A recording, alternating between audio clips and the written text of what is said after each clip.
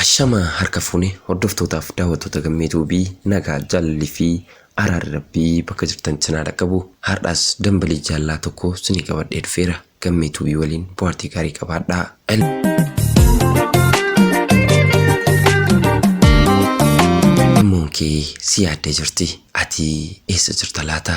Ani dhaladhee kanan guddadhee godina Arsiitti. Marreegaanis akkuma nama kamuu gaafa umuriin koo barnootaaf ga'u mana barumsaa naannoo kiyyatti argamu seenuun barumsa eegalee. Barumsa kootti baay'ee cimtuun ture. Rabbi haa galatu guyyaa tokko karaa namummaas ta'ee karaa guddinaa maqaa maatii koo dhoofiseen beeku. Garuu egaa haguma guddachaa deeman mirrii dargaggummaas namatti dhaga'amaa deema. Anis egaa gaafan miira dargaggummaa keessa seenee buntuta baasuu eegalu hiriyoonni koo garagaraa gaaffii jaallanaa dhiyeessuu eegalanii. Dhiironni kunis umuriidhaan nagituu baataniyyuu dhiirota naannoo kiyyaa turanii. Egaa kanuma keessa ture naman ijji ilaaltee onneen itti rafatte tokko kanan jaaladhee. Nama kana akka ajaa'ibaattan jaaladhaa. Saniif jecha gaafanni gaaffii jaallanaaf dhiyeesse tole jedheen irraa fudhadhee. Maatiin koo waan ani itti jiru kana ni dhagaani. Gaafa dhagaan tole jedhaniituma hin dhiisne. Ammati barnootatti jirta waan ta'eef waan biraa hojjechuuf eegaluu osoo hin taane barnoota keetti jabaadhu nama ta'e naan jedhani. Anis gorsa maatii kiyyaa dhaga'uu hin dandeenye. Jaalalli humna qaba gaafa jedhan dhugaa natti hin fakkaatu ture. Anaanis humna sanatti agarsiisee jilbeebbiin na deemsise. Egaa jilbeebbii kana keessaa bahee ol jedhee adeemuuf mucaa kana haalaan jaalachuun dirqama ture. Anis gaaffii jaalasaa hundan irraa fudhee sana boodas maatii kootti ergadhuun jedheen. Gaafa ani maatii kootti ergadhu jedhuun kana ani barattuu kutaa 9 ture. Qoyi xiqqoo turiitii gaafa barnoota kee kutaa 10 fixxeen maatii keetti ergadha naan jedhe. Anis obseetanan kutaa 10 ga'e. Gaafan kutaa 10 ga'u hiriyyaan koo kun maatii kiyyatti ergate. Maatiin kiyyas daa'imti keenyi haa barattu heerumaaf hin geenye hin heerumtuu jedhaniin. Anis egaa filannoon qabu waan ta'eef waan isaan jedhan diduu hin dandeenye. Mucaan kun garuu irra deddeebi'ee jaarsaa gara maatii keenyatti ergee maatiin keenya tole jedhaniif. Anis bara kana kutaa 10 qormaata fudhadhee hin milkoofne. Egaa amma filannoon ni qabu hojii dhuunfaa koo hojjechaa koolleejjii barachuudha. Hojii dhuunfaa koos hojjechuun eegale. Koolleejjii achuma magaalaa Asallaatti argamu seenin barnoota koo barachuu eegale. Kana cinaatti egaa hiriyyaan koo kun deddeebi'ee natti dhiyaachuu eegale. Ani amma maatii kiyyarraa fagaadheera. Magaalaatti galee waan hin jiruuf kophaa kiyyan kireeffadhee gala. Hiriyyaan koo kunis achitti dhufee na faana tura. Na faana turuu qofa osoo hin taane na faana illee bulee jaalala isaa dhugaa jaalala koo dhugaa waliif qoodaa jireenya waliin dabarsuu eegalle. Rabbi haa galatu. Yeroo sanatti jireenya nuti dabarsine jireenya yoomuu gonkumayyuu jiruun boruu uumee jiraadhu keessatti dagachuu hin dandeenyedha. Osuma akkasiin jirruuti egaa anaanis daa'imtii kan garaatti naafte. Daa'imti gaafa garaatti naaftu anis hin beeknen ture. Ji'a 2 ture gaafa marsaan laguu kiyyaafu marsaan laguu koo hafe jedhee hiriyyaa koo kanatti hime. Hiriyyaan koo kunis haadha dhalatu maarree maal rakkoon jira osoo hin geenyen ni kaasii godhee waliin jiraachuu eegallaa naan jedhe. Anis tole jedheen itti fufsiise. Sana booda innis yeroo gabaabaa keessatti nikaa akka nuuf godhan maatii keenya gaafate. Maatiin keenyas tole jedhanii nikaa nuuf godhani. Ani barnootarra waan hin jiruuf lafumaan ani baradhee jiru kanatti manumaan ani kireeffadhee galu kana keessa yeroo xiqqoo erga turreen booda mana biraa kireeffannee mana sanatti jijjiirrannee meeshaa tokko tokko bitannee waliin jaalala ho'ituu jiraachuu eegalle. Yerichi egaa ganna ture. Ganni gannaa qorri qorra. Qorra kana keessaa kophaa jiraachuun baay'ee waan ulfaatuuf rabbiin koos of cinaatti hiriyyaa koo kana naaf kenne. Maatiin isaas hedduu qabeenya hin qabani. Maatiin koos egaa qabeenya waan hin qabneef nuti lamaanuu waan dalagannu dalagannee annis guyyaa tokko tokko oliif gadi fiigee maallaqa nu barbaadeet kan gara harkaa gara afaanii bulaa jiraachaa jireenya keenya gara fuulduraatti dhiibaa turre. Garuu guyyaa tokko keessa hiriyyaan koo kun lafa hojii dhaqee baay'eetti dhagahame. Namoonni inni bira hojjechaa jirus jecha isaan jedhanii waan hedduu mufateef galee natti immoo irraa of qusate. Waan hafa harkaa qabuun daabboo nuu bitee galee. Anis daabboo sana gargar qoodannee daabbitti nyaanne bulle. Egaa jaalalli jiraannaan daabboo miti haga buyyuu waliin jiraachuun hin danda'ama.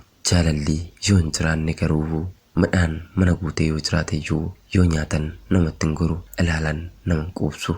Kanaaf hiriyyaan koo muffiisa keessa jiru kana akkamitti akka jijjiiramuu danda'uu fi harkaa gara afaanii kana gara ganamaa galgalaa guyyaa nyaanni akka buluu dandeenyu akkamiin akka gochuu danda'u yaadee annis filannoon jalqaba irratti argate gara biyya hambaatti deemuudha. Anaan mari'ate. Anis egaa amma barnoota koo barachaa garaattis waan naaf jiruuf na dhiiftee deemuun kee hin ta'u jedheen isa dhorke. Innis gorsa kiyya dhaga'ee akkuma duraan jirru sana itti fufnee waliin jiraachuu eegalle. Sana booda gaafan da'umsaaf ga'u barnoonni koo addaan citee jennaan gara maatii kiyyaatti gale. Harmee kiyya birattis nan da'e. Lafan da'ee jiru kanatti maatiinsaa midhaan tokko fi waan ittiin mooqa garagaraa ta'uu naaf fe'anii dhufanii galata rabbiiti. Anis rakkina tokko malee mucaa koo ji'a 3f argan guddifadheetii hariyyaa koo kanaan amma imaluu dandeessan jedheeni. Hariyyaan koo kun kallattiidhaan deemuudhaaf maallaqa illee hin qabu waan ta'eef karaa galaanaatiin kutee gara Yemaan deemuudhaan biyya hambaa deemuu akka barbaadu naaf hime. Egaa innis gaafa mana qajeelu na eebbisee anis eebbiseen milkaa'ee nu jijjiiri jedheen isa gaggeesse. Garuu akkuma bilbila wal jijjiirree maallaqa xiqqaa walitti qabatee deemeen akka daandiitti qabamee fi maallaqni akka ergamuufii qabu maatii isaatti bilbilee himate. Maatii isaas nama garagaraarraa walitti fuudhanii maallaqicha erganii fi innis bakka ta'e wayii gahee nagaa kiyyaan bakka akkas jedhamu wayii gaheera jedhee naaf hime. Sana booda garuu sagalee hiriyyaa koo sagalee abbaa manaa koo kana nan dhabe. Yaa haadhaa, yaa abbaa ijoollee kootii, egaa eessa jirta laata?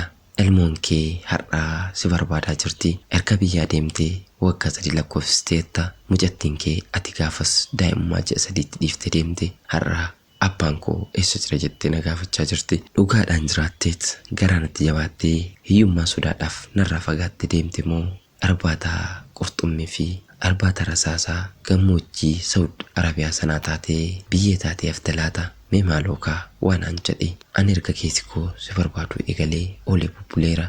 Garaan jaalatee akkamiin osoo akkasitti wal jaalatu gargar fagaatee hafa? Rabbii jedhiitii mee asan jira jedhi. Maaloo egaa si dhiisuudhaaf garaan koo hedduu si jaalatti. Hanga har'aatti daandiin koo karaa laalaa jirti. Ana qofa osoo hin taane har'aa nama 2 taanee jirra. Ilmoon koos si iyyaafatti. Ganama galgala abbaan kiyya eenyu maalii yoom dhufa maaf nu gatee jetteet na gaafatti. Eessa jirta yaa dammatoo? Eessa jirta yaa maatamee? Boqonnaan qabu keessi koo halkaniif yaa waanee. Eessa jirta yaa dammatoo? Eessa jirta yaa maatamee? Boqonnaan qabu keessi koo halkaniif yaa waanee. Ilmoon kee si yaaddee jirti. Maalookaa asan jira jedhiitii mul'adhu. Sagaleen kee qoftii anaaf dawaadha. Ani sirraa qabeenyan barbaadu. Ani sarraa jijjiirameen jira. Ani kanan sirraa barbaadu abbaa ilmoo kee taatee abbaa daa'ima kee taatee asan jira kanaan jettu qofan sirraa fedha. Sagaleen kee anaaf dawaadha. Ana reeyyummoo daa'imti kee hedduu sifeeti. Egaa yaa hiriyyaa koo ani kana jedhee waanan jedhuun qabu. Hanguma keessi koo naa eeyyamteen gara gammeetuu biitti ergadhe. Namoonni hedduun biyya hambaa jiraatan akka yuutuubii kan hordofan abdiin qaba. Yoo isin beekanis akka naa himan abdiin qaba. Isinis nama beektan kana yoo kan quba qabdan ta'ee naaf iyyaafadhaatii jira naan jedha. Innis natti dubbachuu baatuyyuu hiriyyaa kee baay'ee si jaalattuu fi haadha ilmoo keetii dureettii Kadiri hiriyyaa koo kanan baay'ee jaaladhuu fi eessa jiraasaan beekne Muhammad Amaan Ibraahimiif nagaatti. Tole egaa obboleettii keenya seenaa kennu qooduu keetiif guddoo galatoomi. Daawwattoonni gammeetuu fi sagalee kana dhageessan obboleettii keenya kanaaf furmaata taatanii jaalala bareedaa ishiin akka sagabde kana akka argattuuf akkasuma ilmoon ishii abbaa ishee kana sagalee isaa akka dhageessuuf sagalee ta'aafin dhaamsa kiyya. Dhugaadha jaalalli hangam akka taatee fi jaalalli ilmoon nama darartu immoo hangam akka taate nama ilmoo qabuu fi nama waan ilmoo beekutu irraa dubbachuu danda'a. Ani hankanoon jedhee rabbi guddaan inni si uume si uummate sagalee siifaa ta'uun hawwii fi kadhannaa kiyya. Egaa yaada koo kana share gochuun like subscribe gochuun wal dhaqqabsiisaa. Har'aaf kanuma xumureera. Horaa bulaa deebana gammeetuu biidhaa Oromiyaa.